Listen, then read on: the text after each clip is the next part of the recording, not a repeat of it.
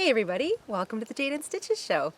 I'm going to show you how to do the loop method for casting on today. This is a really easy method of casting on if you're going to do a knit project like a scarf, which kind of had me thinking about scarves, we're outside today, or blankets. So this creates a loose edge to your knitting project. So it's not neat and tight and tidy like the knitwise cast on method that we did a little while ago, but it is a lot easier to learn and get the hang of. So that's what I'm going to take you through today. So if you're new to knitting or if you've come back to knitting and you're looking for an easier way to get your knitting project going, then the loop method of casting on is probably for you. So grab your knitting needles, grab a ball of yarn, any ball doesn't matter, and let's head inside to the craft table and practice casting on loopwise.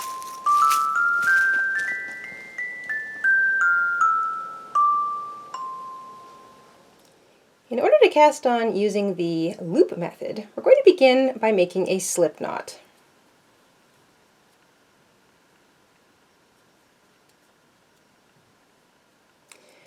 Take that slip knot and put it on one of your knitting needles. Make sure it's not too tight or too loose and still moves around comfortably. And you do not need your other knitting needle for this cast on method. I like to keep my little tiny tail out of the way by holding it against my knitting needle. This knitting needle is number 1 and it sits in your non-dominant hand. And you cast on only using your fingers. This is what it looks like.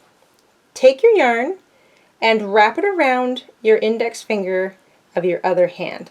So the inside of your finger does not have the yarn on it. It goes around the back of your finger if you're sort of holding it parallel to your knitting needle like that. Then you bring your knitting needle down underneath the yarn that runs around your finger. Push the needle up the length of your finger so that it goes underneath that little loop. Get your finger out of the way and pull on that working yarn. Don't pull too tight because you don't want your loops to be tight and difficult to move. This sort of loose cast on method does tighten up on you while you're trying to create your first knit row, but it will end up giving you a very loose edge to whatever you're knitting. So let's do that again. Take your yarn, wrap it around the outside of your index finger so there's nothing on the inside. Take your knitting needle, run it up the length of your index finger underneath the loop, get your finger out of the way, and pull on that yarn. So one more time. Wrap it around your index finger, take the needle, run it up your index finger underneath the loop, get your finger out of the way, and pull on your yarn. Once more. Wrap the yarn around your index finger, bring your needle down, run it up your finger under the loop, get your finger out of the way, and pull gently on that yarn.